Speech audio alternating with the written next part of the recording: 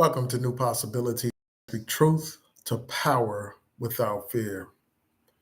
So, I wanted to continue my discussion about Governor Westmore deciding to veto a reparations bill that would call for a study of the question of reparations here in Maryland.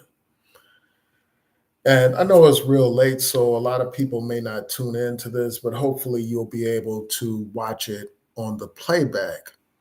So the Maryland legislature voted overwhelmingly in support of the reparations bill, which again would call for a study of the question of reparations.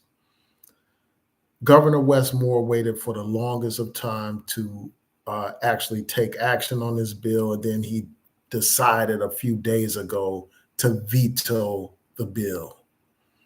And basically, what he has done is he's tried to play Jedi mind tricks on the people. He's tried to gaslight the people to basically suggest that he has more substantive plans than a study of the question of reparations. He basically tried to suggest that he is actually about the work and that something better needs to be done besides a study. That's how he tried to gaslight you. That's how he tried to bamboozle you and run tricknology on you and have you thinking that he actually intends to do something about reparations. When the fact of the matter is, this is not about him thinking that he has a more substantive proposal to deal with the question of reparations. This is about political cowardice. This is about a man that's more concerned about his political future than he is about the plight of Black people. This is a man that has ambitions for running for president of the United States. This is a man that even if he decides not to run for president of the United States, he has to run for reelection.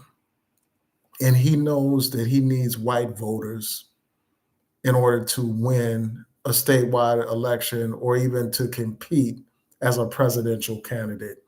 So this man decided to basically throw Black people under the bus in order to win over white votes, votes from white moderates. That's what this is all about.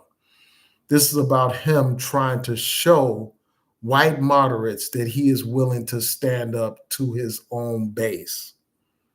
He's doing this to win over their favor. And to me, this is nothing but a sellout move. To me, this is nothing but, betrayal. That's what it is.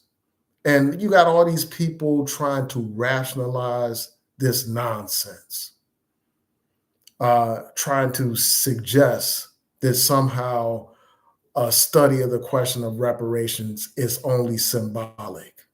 These same people didn't say that about HR 40, which was about basically the same thing, calling for a nationwide study of the question of reparations. These same people that are caping for Governor Westmore by saying that this is just symbolism and that they support his decision basically to veto this, they didn't say that about HR 40. If this was just some symbolic act, the idea of a study was so symbolic, why has there been so much resistance to a study when it comes to Congress? Why has Congress for the longest of times prevented HR 40 from going forward if it's just some symbolic measure? Why is that? Because it's not. They know that that's the step towards actual tangible reparations. And they want to do everything that they can to prevent that from becoming a reality in this country. There's some things that people have to understand. But before I get into that, I just want to say this. The governor is basically trying to say that he wants to work on the actual substance and not symbols. And I'm going to read what he actually said. He says, now is the time to focus on the work itself, narrowing the racial wealth gap, expanding home ownership, uplifting entrepreneurs of color, and closing the foundational disparities that lead to inequality, from food insecurity to education, etc. That's what he's talking about. And let's be clear. I mean, first of all, I mean, there's so much that can be said about this. First of all, most of those things that he is talking about are not reparations. They're not reparations. You cannot close the racial um, wealth gap without reparations. You know, there was a study, I think it was the Nation magazine, and they talked about how it would take Black people over 200 years to amass the same level of wealth as white people. So the problem of wealth disparity is not going to be handled without reparations. It takes affirmative action, and I don't mean in terms of affirmative action program, but it takes affirmative action to bring about that kind of wealth equality. And you know, some people have a couple of things confused. They confuse civil rights with reparations. Civil rights are not reparations. Equity measures are not reparations. Measures that are against discrimination are not the same as reparations. And the biggest way to make this so clear is the example that Brother Malcolm X gave us. And I'm going to read from this quote from Malcolm X. You know, and it's the analogy that he gives about the knife in the back. You know, he says that I will never say that progress is being made. If you stick a knife in my back 9 inches and pull it out 6 inches, there is no progress. If you pull it all the way out, that is not progress. Progress is healing the wound that's below, that the blow made. And they haven't begun to pull the knife out, much less heal the wound. They don't want to even admit that the knife is there. That's what Brother Malcolm X said. And that analogy is similar to reparations. You know, with this anti-discrimination, you know, laws and stuff like that, those are great. They're, you know, that's a way forward, but it doesn't deal with the damage that was caused by that knife, the knife of slavery, the knife of Jim Crow, the, you know, being deprived of basic human rights, being deprived of our very humanity for over, you know, hundreds of years, being stripped of our names, our culture, our language, our gods, as Brother Khalid Muhammad pointed out, you know, being forced to work from sunup to sundown without any compensation at all, being beaten and raped and sold and families ripped apart. That's had a devastating impact on the Black community. Many of the conditions that we face today are a direct result of slavery. And it's not only the problem of slavery that we need reparations for, we need reparations for Jim Crow, for all the years that we were discriminated against, humiliated, you know, segregated, deprived of opportunity, redlined out of opportunities to build wealth for our families and for our communities. You know, subjected to racially restricted covenants, deprived of all kinds of educational opportunities that made it difficult, if not impossible, for us to build generational wealth. And just ending, you know, discrimination, you know, legally with, you know, civil rights legislation, that doesn't repair the damage that's been done. It doesn't repair the fact that we were held back for hundreds of years. It will not repair, you know, the racial wealth gap. And all that stuff the governor is talking about has absolutely nothing to do with reparations. That's about, modern day anti-discrimination measures. That is not reparations. But he wants to gaslight people, trick people, deceive people, basically pee on people's legs and tell them that it's raining. And some of our people are so gullible that they have fallen for it and that they have believed what this man has said. And it's just so sad to see this, man. It's sad to see this. And I'll get to your comments in a second, but this is sickening. It is sickening to see this situation where you have the nation's only Black governor in office today basically vetoing a very important reparations bill. Does that reparations bill solve everything? Absolutely not. But it is a step in the right direction. Even if he thought that there had been enough studies done, what harm would there be in another study being conducted? A, a veto is something that people in office use on rare occasions when a piece of legislation poses some kind of threat or some kind of harm or is wrong or something like that. You don't veto something if you just because you don't think that it goes far enough. But this man vetoed that legislation. And he's trying to pretend like he has something, like what he wants to do is actually do the work. You can, quote unquote, do the work while at the same time move forward with a bill that called for a study of the question of reparations. The two are not mutually exclusive. He could present all those proposals that he talked about and still go forward with a study of the question of reparations. And if he didn't think or doesn't think that this bill goes far enough, where is his alternative proposal? Where's his alternative bill for reparations? You would think, based on how he's talking, that he actually plans to cut some checks for the descendants of enslaved people. You would think the way he's talking, he was planning to give land to the descendants of enslaved people. But that's not the case.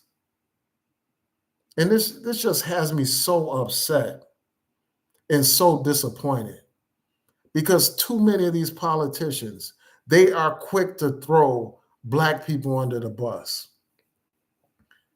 And, as I said in my prior video, quoting Malcolm X, the brother Malcolm X said, he said a lot of things. I was just thinking about like some of the things that Malcolm X said, and I just lost my train of thought. But the brother Malcolm X had a lot to say.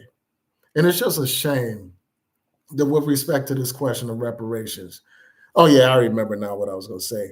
Brother Malcolm X said that you put them first and they put you last. That is how this Democratic Party has treated the Black community. We put them first. We support them more than any other group of people. But this is how they do us, unfortunately. This is how they do us. This is Governor Wes Moore's Sister Soldier moment.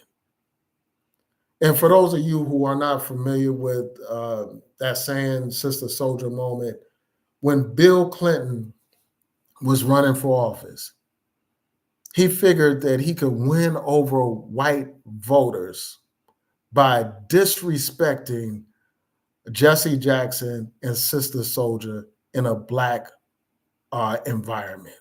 By, basically, talking about how racist Sister Soldier was. So that presents him as this bold Democrat that has the courage to stand up to the Democratic base, the Black community. No other community is more loyal to Democrats than the Black community.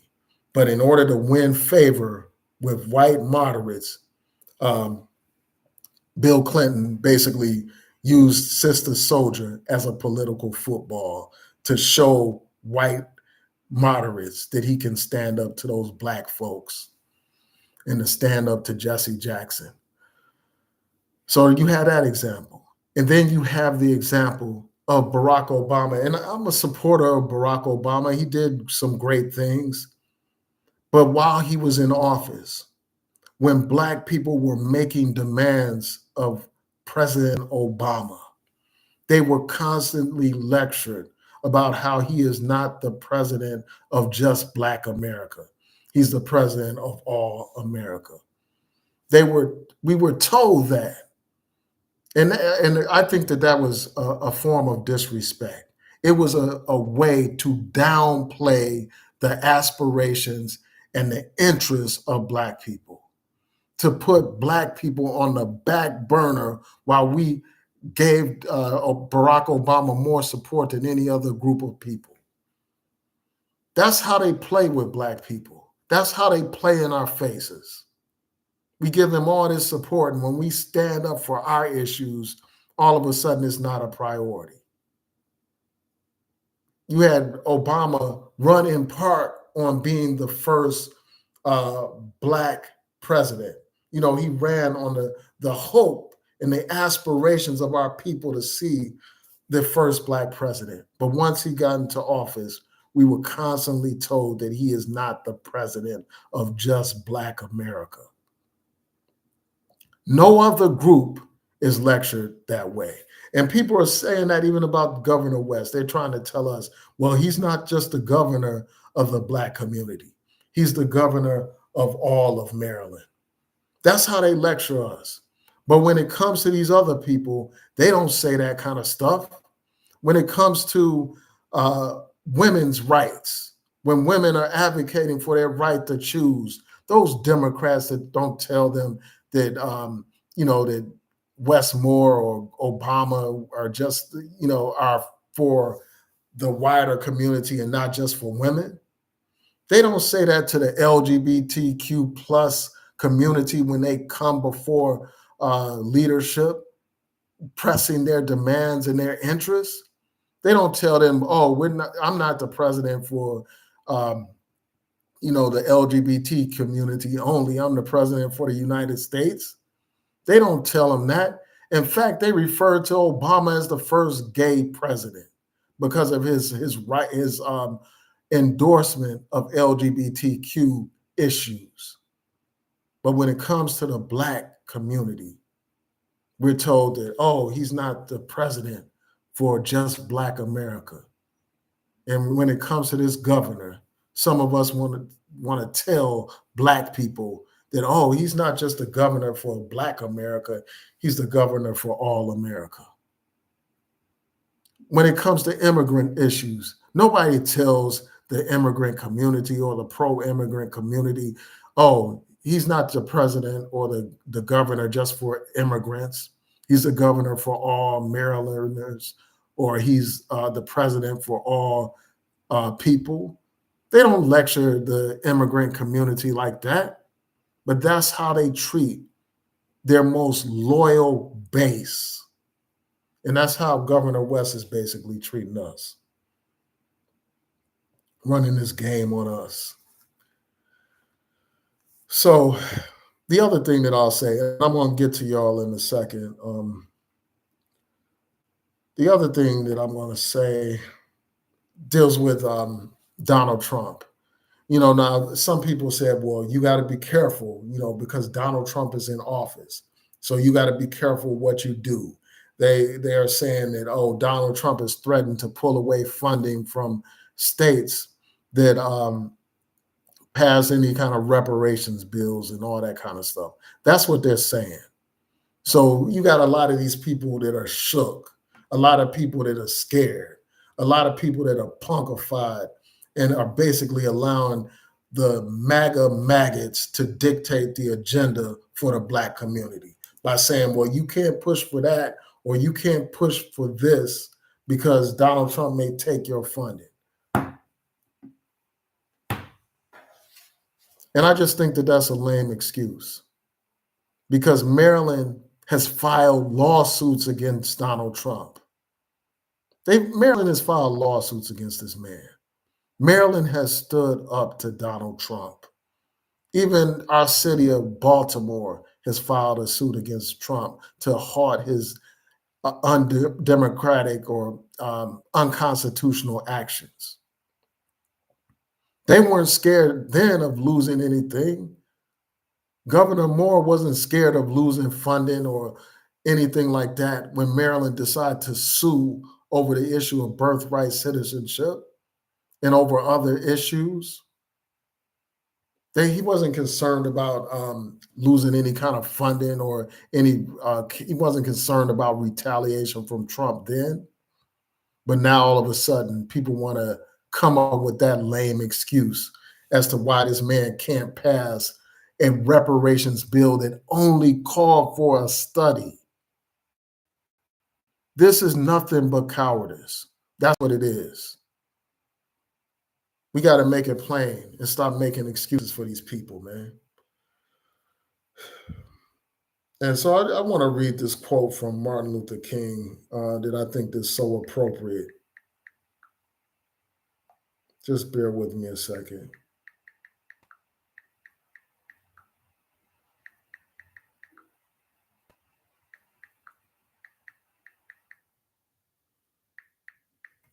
Hopefully I can find it real quick.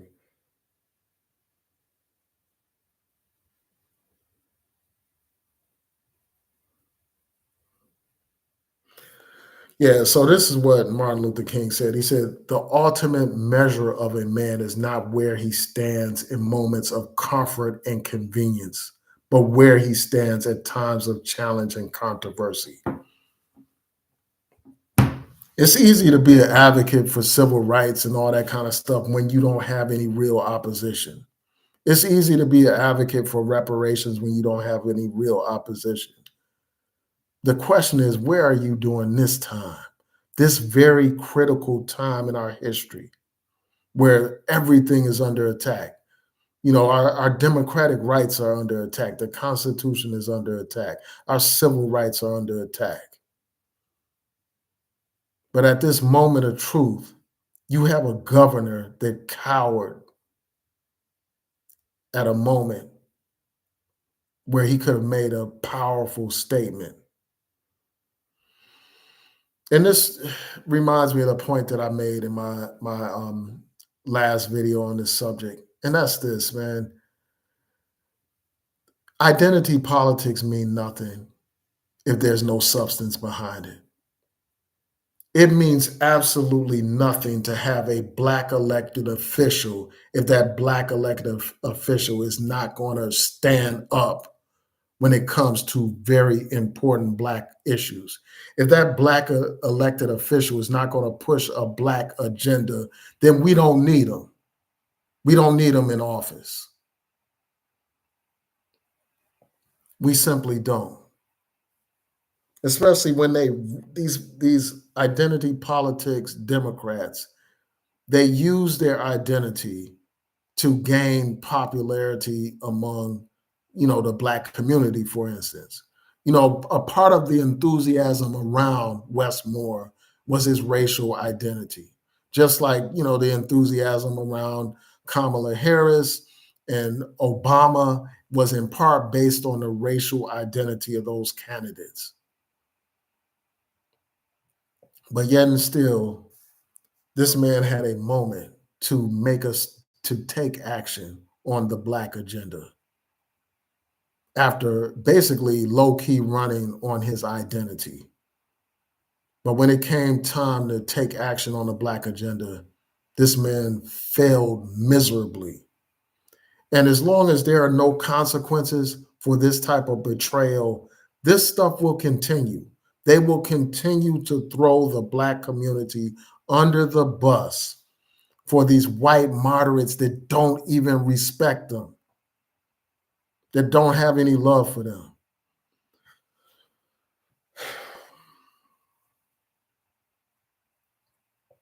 And I'm just going to say this, man. Like, I certainly don't want, Republicans in power. I don't want them in power.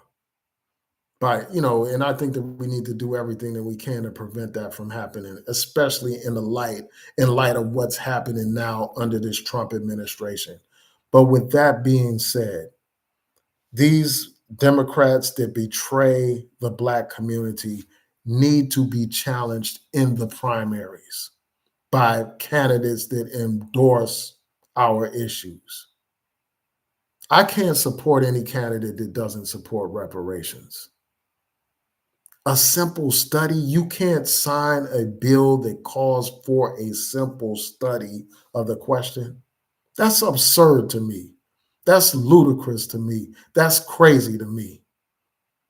And no amount of gaslighting will make me believe otherwise. It's just amazing just how people go along with nonsense.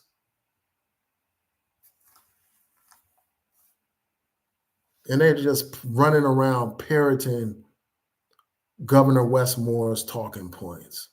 I read this ridiculous op-ed piece in the Baltimore Sun today, basically co-signing Westmore's betrayal. And I'm sure a lot of people are going to forget about this. They're going to be on to the next story, and they're just going to be happy to see a Black man in office, and they're going to vote for him again, support him, continue to support him. And that's why nothing changes. And that's why our issues are put on the back burner. That's why we continue to be last, why we put these candidates first. Again, quoting the brother Malcolm X. So I'm going to make one more point, and then I'll go to your comments, and that's this.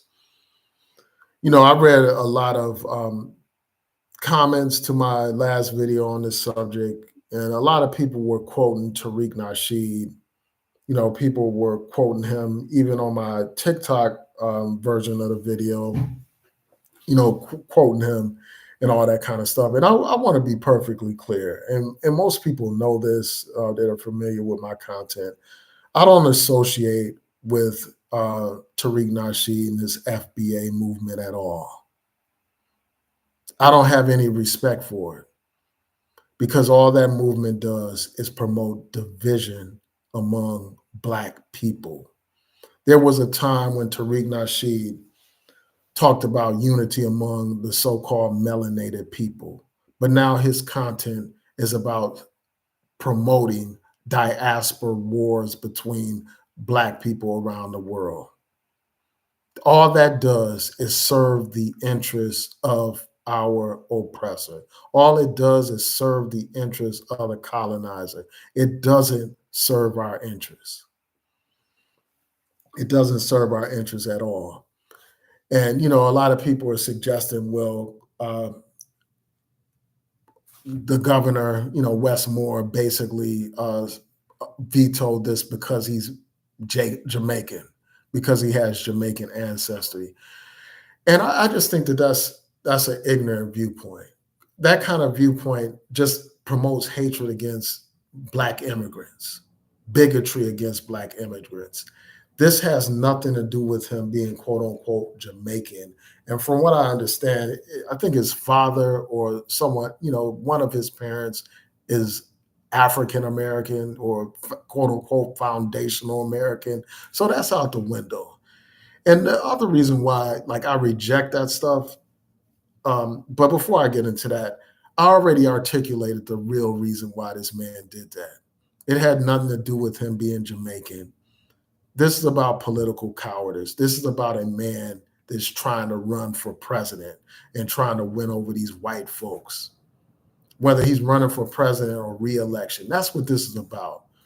This man is fearful that people will think that Maryland's going to pay out all this money at a time when Maryland is facing financial difficulties and stuff like that. That's what it's really about. This has nothing to do with him being Jamaican and all that kind of stuff. And we got to move away from that. You got these people referring to uh, black immigrants as tethers and all this other stuff, just parroting the nonsense of Tariq Nasheed. And I don't think that that's helpful. I don't think it's helpful at all. So I just had to put that on the table in this discussion. The other thing that I'll say is this, man, going back to the issue of identity politics, a lot of times when you are focused on just identity alone, that paves the way for neo-colonialism, where they give you these black puppets that are controlled by white interests to give you the appearance of progress, to give you the appearance of black power, when the whole time they are nothing but puppets controlled by white elites.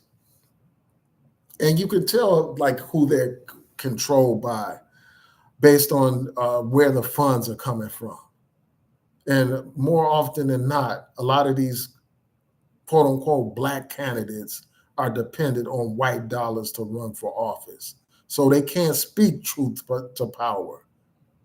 They can't advocate strong for their people for fear of getting voted out or fear of losing these funders and stuff like that. So they're not what they appear to be.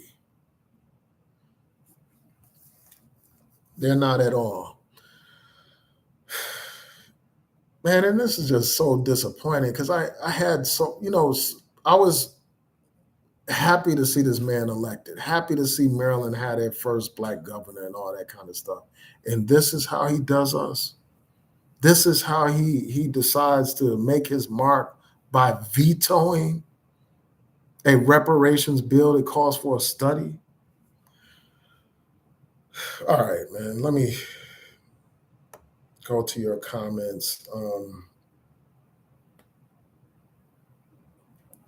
Oh, another thing that I wanted to say about that, about this anti-black bigotry of the FBA movement and Tariq Nasheed and all those people. That bigotry ignores the fact that there are plenty of black immigrants that are fully in support of our struggle. They are united with us in the struggle. I work with them every day as a civil rights attorney. You know, um, so I reject that kind of bigotry. I reject it when I see historical figures in our community uh, that are of an immigrant background, like Marcus Garvey, like Stokely Carmichael, who would later be known as Kwame Ture. When I look at Kwame Nkrumah and his support for the struggle of African Americans in this country, and the list goes on and on of other black people that are not so-called foundational black Americans that support our cause. So let's see what you all are saying.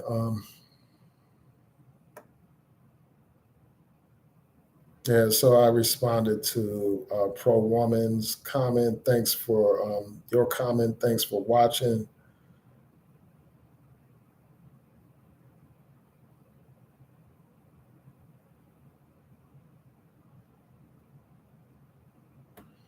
Yeah, we are. Yeah, we are at the socioeconomic bottom, and it's going to take more than just uh, ending the discrimination. Like ending having certain laws that make it illegal to discriminate, and even with those laws, that hasn't stopped these people from discriminating against black people. But even with those laws in place, that doesn't repair the damage that was done. That's simply like taking a knife out of the back, but not healing the actual wound that is there, as Malcolm X pointed out.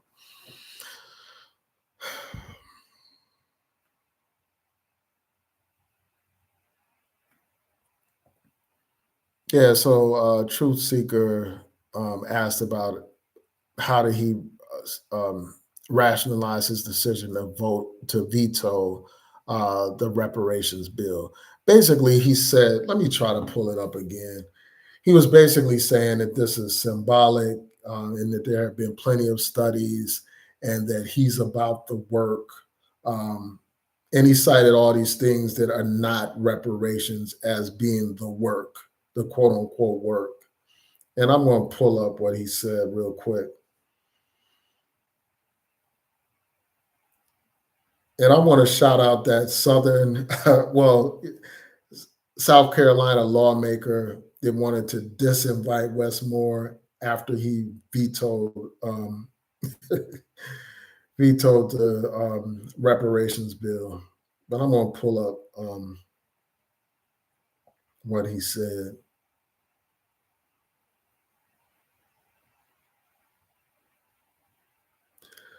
So this is what the governor claimed, and I'm going to repeat my response to what he said. He said he believed that it was important to act faster than waiting on another study. That's one of the things that he said, and I just think that that's BS. To be blunt, I mean it's total bullshit, basically, and I can't hold back anymore. It's total bullshit, man. Because you could again pass that bill, sign that bill into law, and still do this quote unquote work you're talking about. It would not prevent you or make it impossible for you to move forward with these reforms that you're talking about. It wouldn't prevent you from doing that at all. It doesn't require you to wait before implementing any of those policies. So he went on to say this. He said, now is the time to focus on the work itself, narrowing the racial wealth gap. The best way to narrow that racial wealth gap is through reparations. The wealth gap was built as a result of slavery and Jim Crow. And the only way that you can repair that damage is through reparations. Now, there has been substantial progress in our community after, the Civil Rights Act and the Voting Rights Act and all that kind of stuff. But we still have these massive disparities that will take generations to address and may never be addressed without reparations. But he's talking about now is the time to focus on the work itself. Again, as if you can't focus on the quote unquote work while you sign a bill calling for a study. And again, I'll go into these other things first. Then he said expanding home ownership, which has nothing to do with reparations, uplifting entrepreneurs, closing foundational disparities that lead to inequality from food insecurity to education. All of that is just the standard civil rights rhetoric that you have from these politicians and these organizations. That is not the same as reparations, not at all. And again, I'm going to keep hammering this point.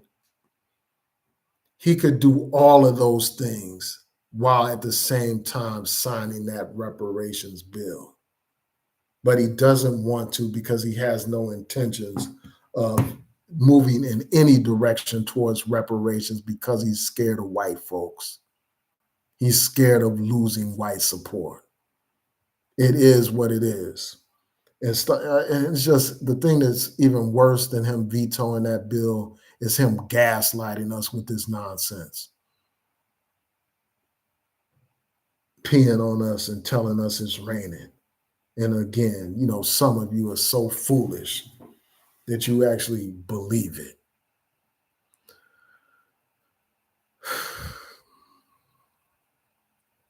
But anyway, that's what he had to say.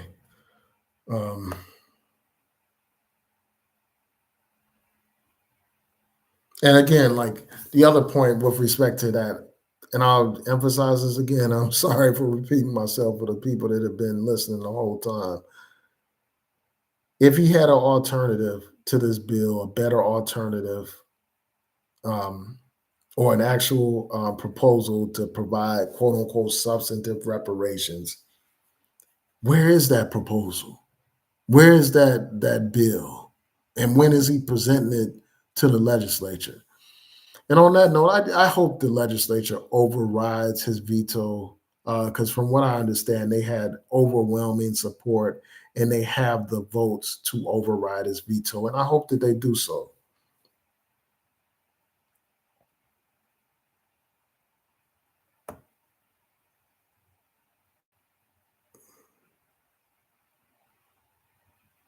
Okay, so just looking through your comments now.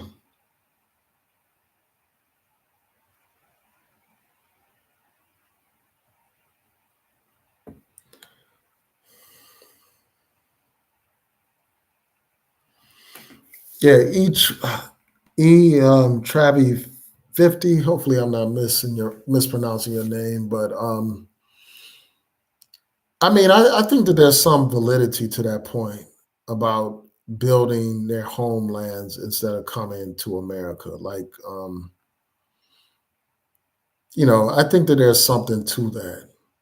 But the fact of the matter is, you have all of these immigrants coming to the United States and to Europe and all that kind of stuff because of neo-colonialism in their homelands, because of the legacy of colonialism, because these countries are being stripped of their resources and their wealth by the West, because the West is propping up dictators in many countries, fomenting war and civil war in various places, war-torn countries and stuff like that. Um, so that's the case in some places. In some places, there's less economic opportunity and all that kind of stuff. So those are part of the reasons why you have, immigrants coming to the country and stuff. But I do think that you raise a legitimate question. That's a very important question. But it's like, as you question these immigrants, I mean, you have to realize that this nation is a nation of immigrants. Hardly any of us are indigenous to America. Only the Native Americans are indigenous to America. All these other groups are immigrants. And Black people we were not immigrants. We were forced to come here. We didn't choose to come to this country. We were forced here on slave ships in shackles.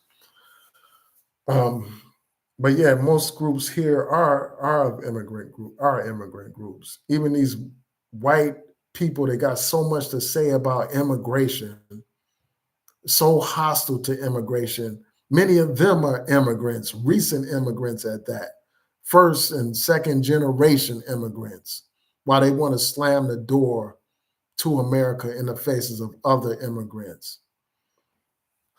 And it's just sad to see Black people like a Tariq Nasheed and all that kind of stuff basically parroting the anti-immigrant sentiment of far-right racist groups like MAGA and all those other people. You are finding yourself as bedfellows with white supremacists. You embrace this anti-immigrant rhetoric. These people don't have any problem with immigration. They just have problem with Black people and other people of color coming to this country. That's their issue. And Trump made that abundantly clear when he welcomed those white Afrikaners to America while preventing refugees from everywhere else in the world from coming to this country, preventing refugees from war, refugees from economic disaster, refugees from other horrible circumstances from coming here, while opening the door to a bunch of privileged colonizers. That should make it clear to you what this anti-immigrant stuff is all about. It is nothing but white supremacy. And sadly, some of us are parroting the rhetoric of these white supremacists with this anti-immigrant sentiment. All right, guys. It's very late. So I'm going to close up, but I want to thank you all for tuning in to this live stream. I will be posting some content this week. There's a couple of things that I want to talk about. I want to talk about the Trump administration's decision to end consent decrees in places like Minnesota, Minneapolis and other places. Um, I want to talk about that. I want to talk about the Justice Department bringing trumped up criminal charges against that New Jersey Congresswoman. Absolutely crazy.